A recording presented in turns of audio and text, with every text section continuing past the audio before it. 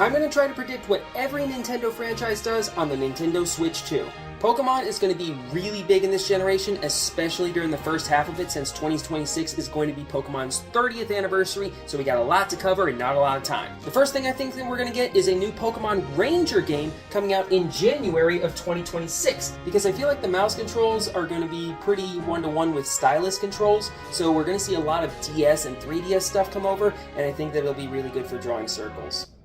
Pokemon Ranger was really big into drawing circles. We're going to get a Pokemon Day Direct for February, and in that we get some big announcements, specifically Colosseum and XD Gale of Darkness releasing on NSO, as well as Pokemon Pinball for the Game Boy Advance. Not going to see that one coming. And the biggest thing to come away from that Direct?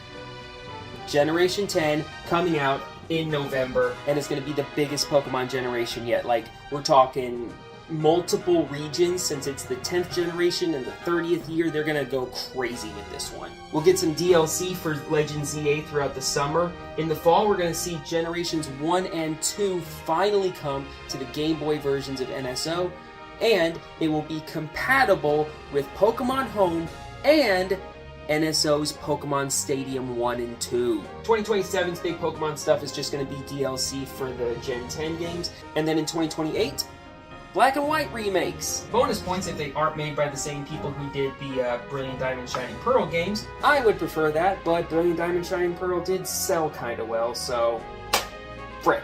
And then the last thing on this board, Pokemon Legends 3. Can it be in Johto? Like, we're kinda going all over the place, so it doesn't matter anymore. Can we get Johto? I would like Johto. Maybe Johto? How about Johto? Johto?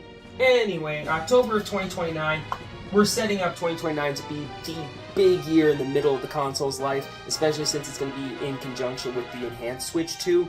Big holiday numbers. What franchise do you think I should do next?